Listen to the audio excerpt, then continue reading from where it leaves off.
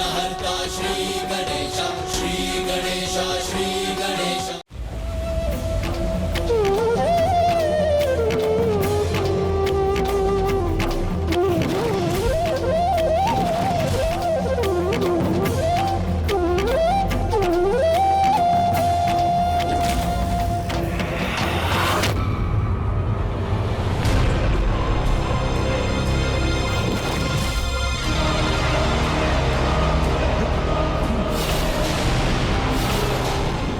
दुष्ट ने तो बांसुरी की ध्वनि से सबको सम्मोहित कर लिया है। बिना युद्ध किए ही हम अपना राज्य और अपने स्वर्गलोक पर से आधिपत्य खो चुके हैं।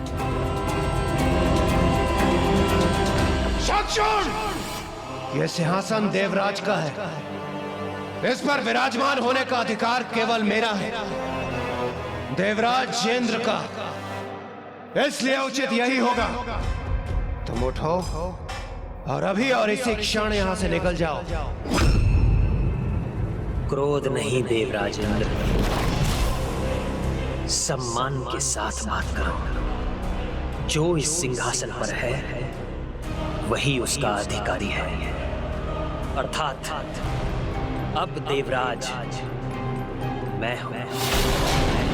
और तुमने तो स्वयं मुझे यह स्थान सौंपा है, तो तुम्हें किस बात का रोष है? खोया हुआ सम्मान और सिंहासन इतनी सरलता से प्राप्त नहीं होता इंद्र। उसके लिए प्रयत्न करना होगा। तो मैं प्रस्तुत हूं। ले सको तो ले लो पुनः अपना सिंहासन।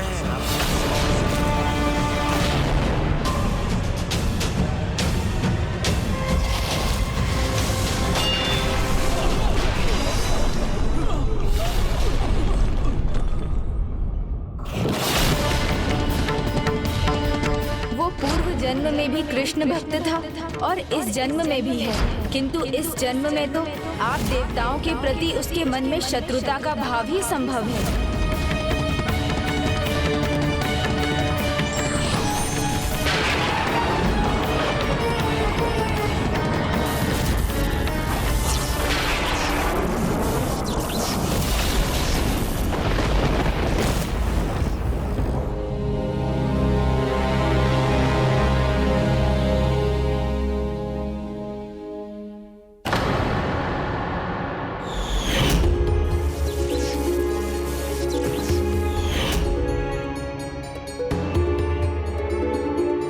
पुत्री, देवताओं के कोई भी अस्त्र शंखचूड़ को आहत नहीं कर सकते। जिस प्रकार उसने दोनों लोकों पे विजय पाई है, उसी प्रकार वो देवताओं पर भी विजय पाएगा। हाँ पिताश्री, किंतु एक पत्नी होने के नाते उनके लिए चिंतित रहती हूँ। बस वो कुशल रहे, सुरक्षित रहे और विजयी हो, यही कामना है मेरी प्रभु से। देवगण!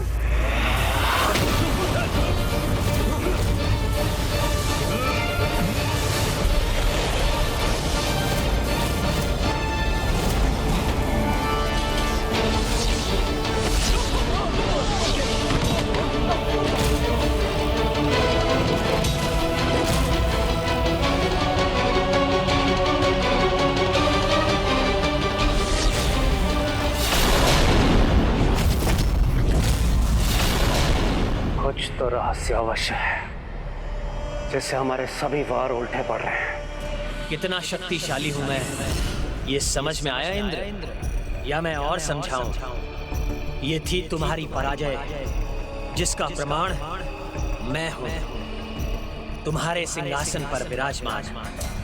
अब मेरे सामने नतमस्तक नहीं हुए तो उल्टे पांव देवलोक से बाहर निकलने पर विवश कर दूंगा। विघ्नहर्ता प्रथम पूज्य गणेश जी के कहे शब्दों का सार अब मुझे ज्ञात है। एक असुर अपनी असुरी प्रवृत्ति कदापि नहीं त्याग सकता। असुर तो मैं हूं और मुझे गर्व है अपने असुर कुल पर। पराजित तो तुम हो चुके हो इंद्र, और आज से तुम मेरी अधीनता में असुरों के समान रहोगे, अंधकारी गुफाओं में। इसलिए यदि कारागार में नहीं जाना चाहते तो जाओ, निकल जाओ यहाँ से और मेरे आदेश का पालन करो।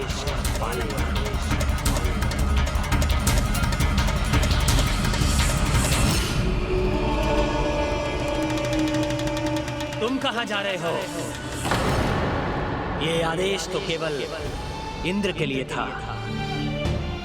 तुम्हारे लिए आदेश तो अभी शेष है। ध्यान से देखो अपने नए देवराज स्वर्गाधिपति को। तुम सब मेरे अधीन हो और आज से मेरे आदेश का पालन करना तुम सबका धर्म है।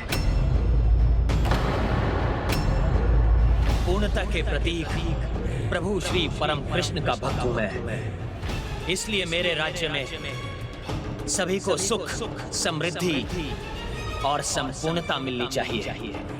किसी को भी कोई दुख नहीं होना चाहिए, ना कहीं सूखा होना चाहिए और ना बाढ़ का प्रकोप।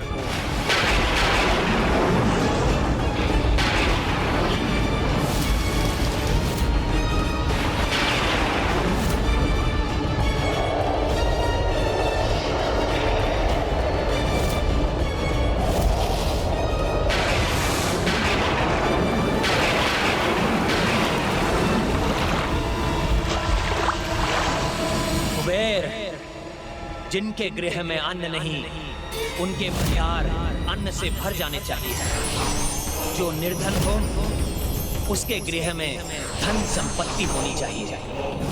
विश्वकर्मा, जिनके पास भवन नहीं, उन्हें भवन मिलने चाहिए। और जो अपने पांव पर चलने पर ही विवश हैं, उन्हें भी रथ मिलने चाहिए।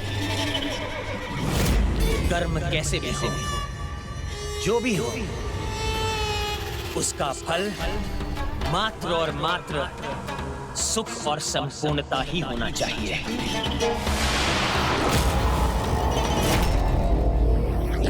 देवराज कहाँ हैं आप? देवराज देवराज देवराज देवराज कहाँ हैं आप सभी यहाँ कैसे? देवराज, ये कैसी दुर्दशा हो रही है हमारी? वो असुर हम सभी पर राज कर रहा है। देवराज, हमसे सब कुछ छीन कर हमें दरिद्र और हीन बनाकर समस्त सृष्टि में वैभव फैला दिया है उसने। न श्रम न चेष्टा, किसी का कोई महत्व नहीं। हमें सभी को सब कुछ देना होगा, ये नियम बनाया है उस दुष्ट ने। तो वो दुष्ट ऐसा कर क्यों रहा है? क्या योजना होगी उसकी इसके पीछे? जिससे देवताओं की किसी को कोई आवश्यकता ही ना रहे। आवश्यकता नहीं होगी तो देवताओं में आस्था भी नहीं रहेगी, और आस्था नहीं रहेगी तो देवताओं की पूजा भी नहीं होगी। जब कर्म का महत्व नहीं रहेगा तो सुकर्म और दुष्कर्म में कोई भेद ही नहीं रहेगा, और तब स्वयं को भक्ति एवं धर्मपरायणता से सुधारने की कोई आवश्यकता नहीं रहेगी। और जब इनका कोई महत्व नहीं रहेगा तो भगवान में विश्वास क्यों रहेगा? और भगवान में विश्वास नहीं रहेगा तो आसुरी प्रवृत्तियां फैलेंगी, मनुष्य भी आसुरी व्यवहार करेंगे। वही चाहता है शंखचूड़, वो भगवान का नाम ही मिटाना चाहता है। मनुष्य के कर्म उसका भाग्य निर्धारित करते हैं। स्वयं को तपाने से ही मनुष्य स्वर्ण के समान निखरता है, और जीवन का संघर्ष व्यक्ति के चरित्र को निखारता है, उसे दूसरों के प्रति संवेदनशील बनाता है। किंतु जहाँ संघर्ष नहीं है, जहाँ सब कुछ बिना प्रयास किए ही अधिकता में प्राप्त हो, वहाँ ना किसी उपलब्धि का सम्मान होता है और ना ही किसी वस्तु का। अर्थात भोजन, जल, संपत्ति सब व्यर्थ करने का आचरण फैल जाएगा। ऐसी परिस्थिति में पाप और पुण्य का भेद मिट जाता है। अधर्म और अधर्मियों की सत्ता स्थापित होती है। मनुष्य अनुचित आचरण के आदी हो जाते हैं। बुराई का फल ही ना मिले तो फिर बुरे कर्मों को करने में कैसा भय? इस प्रकार भय विहीन समाज में मनुष्य अच्छे बुरे का ध्यान किए बिना अधर्म करने के लिए स्वयं को स्वतंत्र मानेगा। इसलिए शंखचूड़ संपूर्णता का नहीं, अधर्म का विस्तार कर रहा है। जिससे देव पूजा रोककर सभी शंखचूड़ की ही पूजा करने लगे। त्रिलोकाधिपति भगवान शंखचूड़ की हमसे बहुत बड़ी भूल हुई है प्रभु। आपके सतर्क करने पर भी हम उस दुष्ट से भ्रमित हो गए। एक भूल तो हुई है देवराज, जिसका इतना भयंकर परिणाम हुआ, किंतु अब भूतकाल के बारे में विचार करने की एक और भूल मत कीजिए। जो बीत गया उसको तो नहीं सुधारा जा सकता, किंतु जो होने वाला है, जो भविष्य है, उसको सुधारने के लिए अभी वर्तमान में कुछ करना अनिवार्य है। उसका विचार कीजिए। आप उचित कह रहे हैं गणेश। हमें शंखचूड़ को पराजित कर धर्म की सत्ता पुनः स्थापित करनी होगी। उसकी पराजय सुनिश्चित करने के लिए हमें आपकी सहायता की आवश्यकता पड़ेगी। वो श्री परम कृष्ण का भक्त है और मैं कृष्ण तत्व हूँ। भगवान और भक्त की मर्यादा का पालन करते हुए स्वयं मेरा उससे युद्ध करना अनुचित होगा।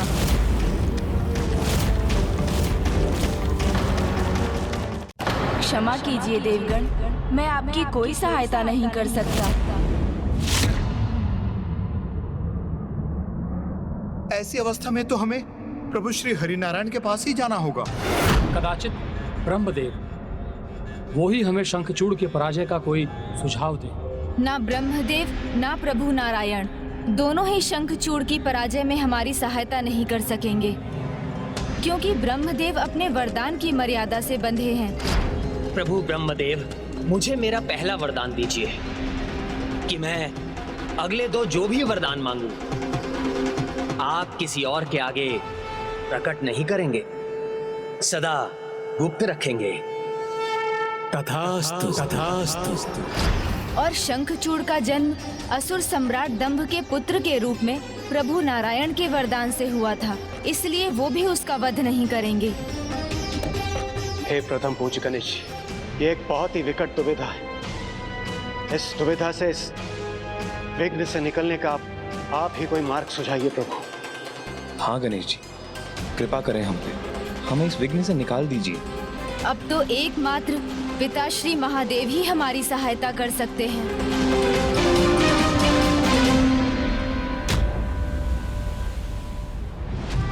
विराजिए पिताश्री। स्वागत है पिताश्री। देखिए, आपके पुत्र ने आपकी सभी इच्छाएं पूर्ण कर दी। त्रिलोक विजेता बन गया हूं मैं, और अब स्वर्ग लोक पर भी हमारा अधिकार है। स्वर्ग लोक के सिंहासन पर विराजमान आप मुझे आशीर्वाद दीजिए पिताश्री।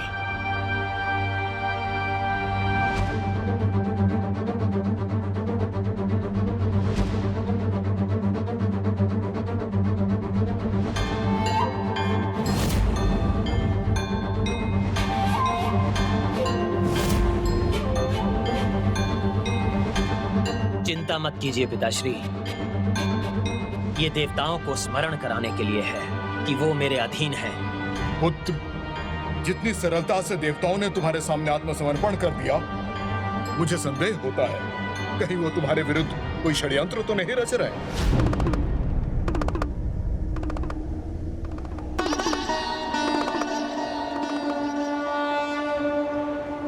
देवगण, मैं आपकी इस समस्या में कोई सहायता नहीं कर सकता। कोई सहायता नहीं।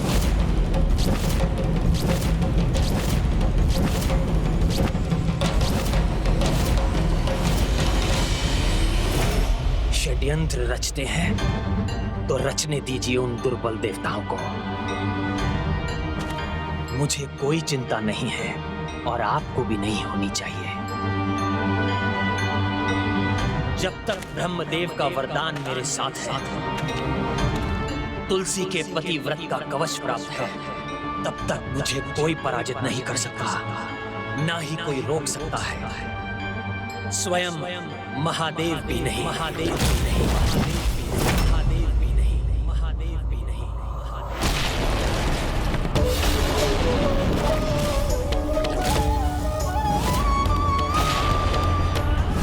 ये कैसा अशुभ संकेत था?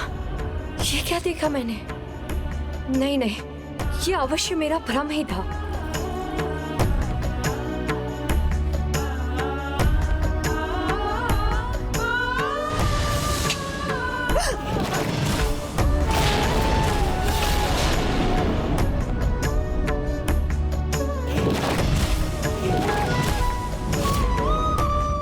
ये रक्त रंजित युद्ध भूमि क्यों दिखाई दी मुझे? ऐसा सर्वनाशी युद्ध जो कदापि नहीं होना चाहिए, उसका ये कैसा संकेत मिल रहा है मुझे प्रभु? देवादिदेव महादेव, जिनकी शक्ति सर्वोच्च है, अनंत है, जिनसे कोई पार नहीं पा सकता, जिनकी क्रोधाग्नि से कोई बच नहीं सकता, क्या तुम उनकी क्रोधाग्नि से भयभीत नहीं? सर्वोच्च है वो, मानता हूं, किंतु उनकी शक्ति का मुझे कोई भय नहीं। यदि वो मेरे कार्य में हस्तक्षेप करेंगे तो वो भी मुझे रोकने में असफल होंगे। इस परिस्थिति में मैं हस्तक्षेप क्यों करूं? क्यों जाऊं? क्यों करूं उसका वध? शंखचूड़ ने आप देवताओं से कुछ नहीं छीना। जो भी उसे प्राप्त हुआ वो आप ही ने उसे स्वयं दिया है, और अभी तक उसने दंडित होने के लिए ना कोई ऐसा अधर्म किया, ना मुझे कोई चुनौती दी जिसके कारण मैं स्वयं उससे युद्ध करूं और उसका अंत करूं।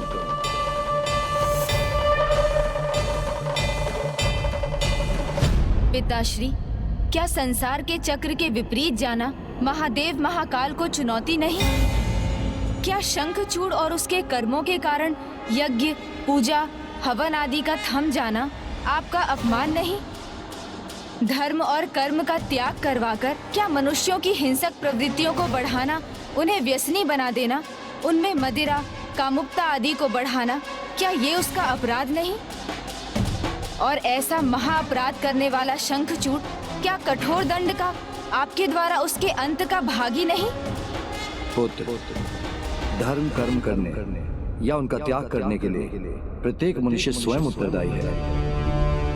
अपने विवेक का प्रयोग कर, उचित अनुचित में भेद कर, प्रत्येक अवस्था में सुकर्म करने का चुनाव भी मनुष्य को स्वयं ही करना पड़ता है। इसलिए जो मनुष्य अधर्म कर रहे हैं वो स्वेच्छा से कर रहे हैं। शंखचूड़ ने तो उन्हें ऐसा करने पर बाध्य नहीं किया। जो भी उसने किया है वो अपनी प्रजा को सुखी रखने के लिए किया है। वो तो एक राजा का धर्म है, और राजधर्म का पालन करने वाले राजा शंखचूड़ को दोषी मानकर मैं उसे दंड नहीं दे सकता।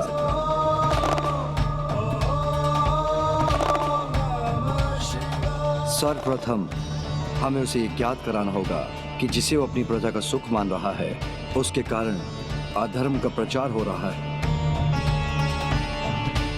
यदि ये ज्ञात होने पर भी उसमें कोई सुधार नहीं आया, तब ये उसका अपराध होगा, जिसके कारण वो कठोर दंड का भागी बनेगा।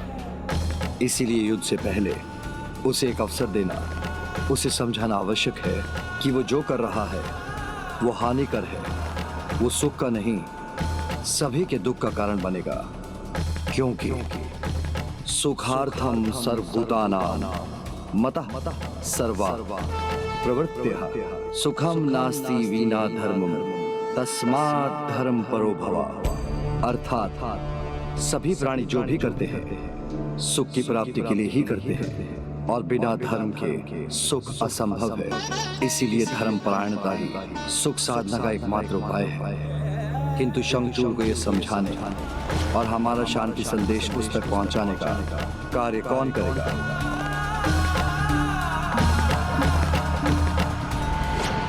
ये तो सर्वथा उचित कहा है पिताश्री ने, एवं ये शांति संदेश तो मेरे लिए भी एक सुनहरा अवसर होगा स्वयं शंखचूड़ के मुख से उसके वरदान के रहस्य को जानने का। किंतु स्वामी, वो असुर तो देवताओं का विरोधी है, इसीलिए किसी भी देवता के मुख से कुछ भी कहा जाएगा वो कदापि नहीं सुनेगा। तो फिर कौन जा सकता है वहाँ? गंधर्व राज चित्रार्थ पुष्पदंत महान कृष्ण भक्त हैं, और वो देवता भी नहीं, इसलिए शंखचूड़ उन्हें कोई क्षति नहीं पहुंचाएगा। उनकी बात वो अवश्य सुनेगा।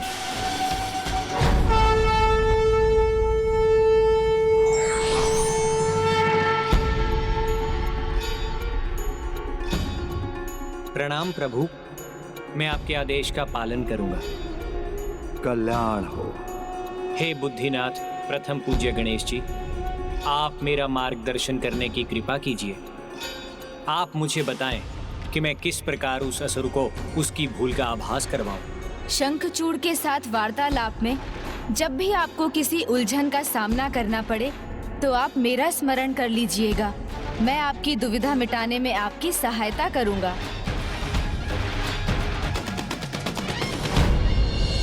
अकारण तो नहीं आए होंगे आप, तो कहिए कौन हैं आप और क्या कहना है आपको?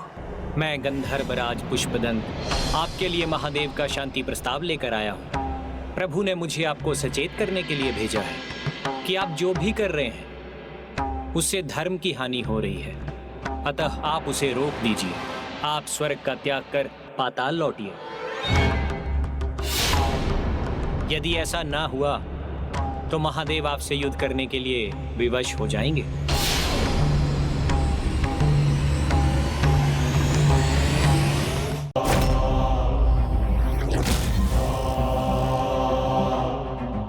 हानि हो रही है संसार की?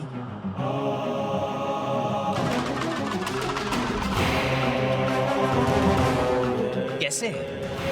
मेरी प्रजा में तो सभी सुखी हैं, कहीं कोई दुख नहीं। सब इतने सुखी हैं कि भगवान का नाम लेना भी भूल गए हैं। भगवान का तो सब दुख में ही स्मरण करते हैं ना। तो बताइए मुझे गंधर्वराज,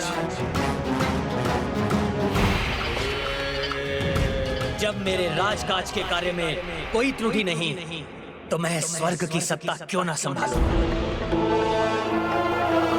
क्यों जाऊं मैं पाताल? क्षमा करें, किंतु आप स्थिति को मात्र अपने दृष्टिकोण से देख रहे हैं और मेरा दृष्टिकोण सर्वथा उचित है। मैं देवताओं के समान नहीं हूं जो सबको दुखी रखते हैं, ताकि सभी अपने दुखों को मिटाने के लिए उनकी पूजा करें, उनके सामने गिड़गिड़ाएं। संकट को, दुखों को उनके मूल से ही मिटा चुका हूं मैं। इसी कारण कोई भी देवताओं को स्मरण नहीं करता। तो इसमें मेरा क्या दोष है? मैंने तो किसी को कष्ट नहीं पहुंचाया। मैंने तो बस अपना धर्म निभाया है, अपना राजधर्म।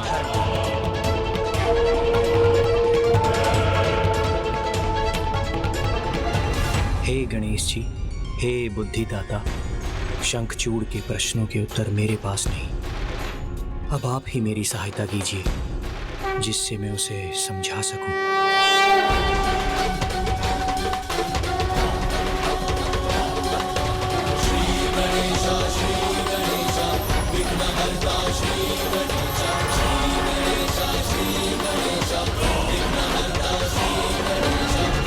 अति सर्वत्र वर्जिएत।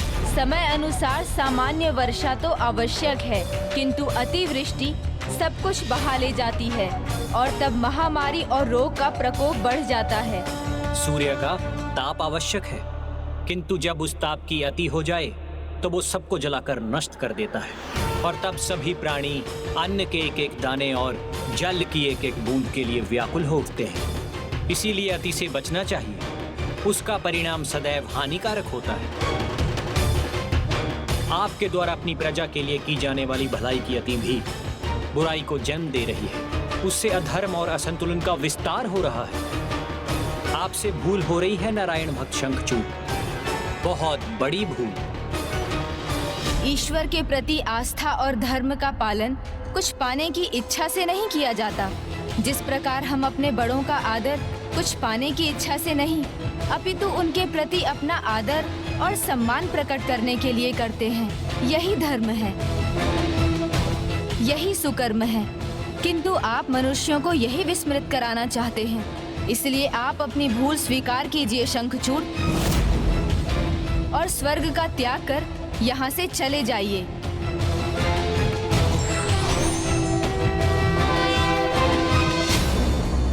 वो क्यों जाएगा स्वर्ग से? शंखचूड़ ने अपनी योग्यता से स्वर्ग का सिंहासन प्राप्त किया है, वो उसे कदापि नहीं त्यागेगा।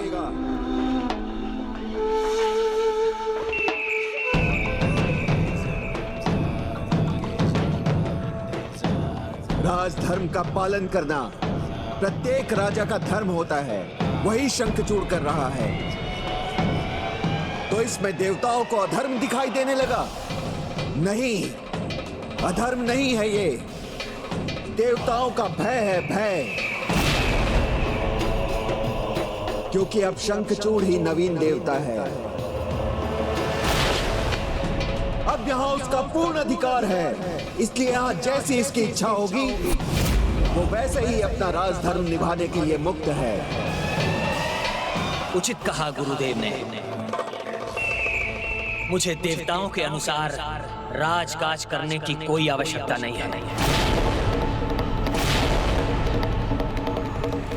मैं अपनी इच्छा का स्वामी हूं, जो चाहूंगा वही करूंगा। मैं त्रिलोक का स्वामी हूं और मुझसे मेरा यह अधिकार कोई नहीं छीन सकता। स्वयं महादेव, स्वयं महादेव, स्वयं महादेव, स्वयं महादेव।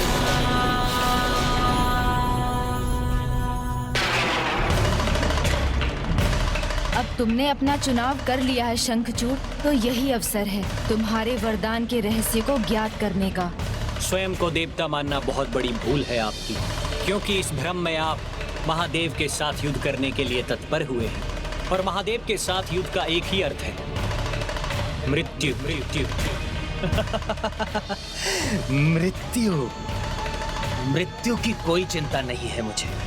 आप फिर भूल कर रहे हैं। मुझे ज्ञात है कि आपको ऐसे वरदान प्राप्त हैं जिनके कारण आप स्वयं को सुरक्षित समझ रहे हैं, किंतु प्रभु महादेव के सामने ना आपके वरदान टिक सकेंगे और ना ही आप। मुझे क्या वरदान प्राप्त है ये तुम्हें ज्ञात नहीं।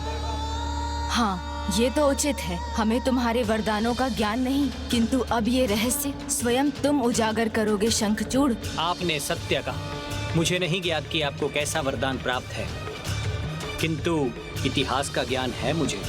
और कदाचित आप ये भूल रहे हैं शंखचूड़, क्योंकि आपसे पहले भी बहुत शक्तिशाली असुर हुए हैं। जलंधर,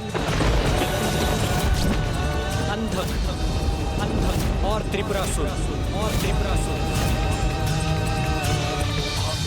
उनको भी यही विश्वास था कि उनके वरदान ने उनको अजेय बना दिया है, किंतु उनका विश्वास असत्य प्रमाणित हुआ और भयंकर अंत हुआ उनका। जब उसके पाप की गागर भरी, तब नारायण का वरदान भी जलंधर को महारौद्र महाकाल भगवान शिव से बचा ना सका। और ना ही अंधक और त्रिपुरासुर को ब्रह्मदेव के वरदान ही सुरक्षित रख सके। प्रभु महादेव ने इतने शक्तिशाली वरदानों को निरर्थक बनाकर उन असुरों के वध का भी उपाय ढूंढ लिया। तो तुम उनके सामने कहां सुरक्षित हो? तुम्हारा तो वरदान भी इतना शक्तिशाली नहीं। शक्ति है मेरे पास, मेरे वरदान की एक नहीं, ऐसे 2 वरदान है मेरे पास, जिनके कारण महादेव तो क्या, तीनों त्रिदेव भी आ जाए तो मेरा अनिष्ट नहीं, तीनों त्रिदेव भी आ जाए तो मेरा अनिष्ट नहीं कर सकते। ओह, कदाचित ये शंखचूड़ को उकसाकर उसके वरदान का रहस्य ज्ञात करना चाहता है। तुम्हारे वरदान की शक्ति तो तुम्हें ही ज्ञात है, किंतु जिस प्रकार तुम बोल रहे हो उससे तो ऐसा ही प्रतीत होता है कि तुम्हें अमरत्व का वरदान प्राप्त है। हाँ, हाँ, अमृत ही प्राप्त है मुझे। ऐसा वरदानी कवच है जिसके कारण मैं देवताओं के सामने अजय हूँ, और ऐसा शक्ति कवच है मेरे पास जिसने मुझे त्रिदेवों से भी सुरक्षित कर दिया है। बस इतना ही पर्याप्त है।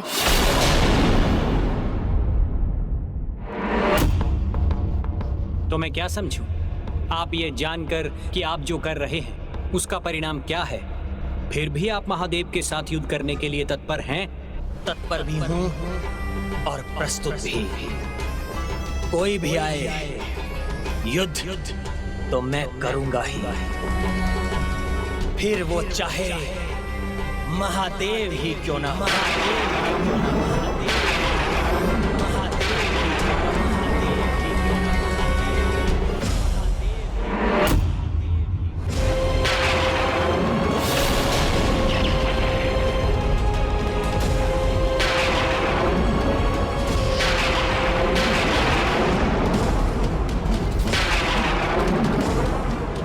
ये क्या था?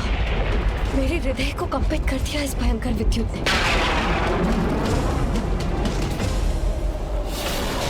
मेरी पूजा का अखंड दीपक, उसे कुछ नहीं होना चाहिए।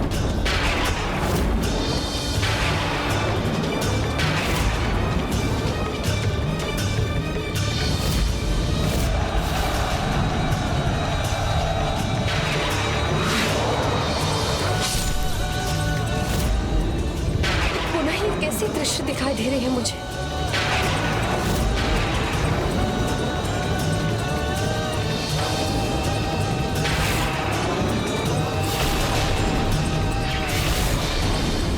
स्वामी महादेव के सामने।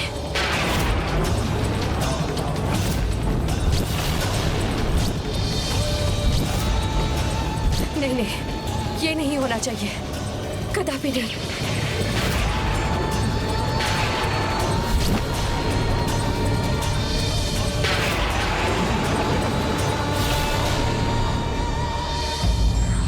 कर्मठता व्यक्ति को संवेदनशील बनाकर उसके चरित्र को निखारती है और अकर्मण्यता व्यक्ति को अराजक बनाकर उसके पतन की ओर ले जाती है।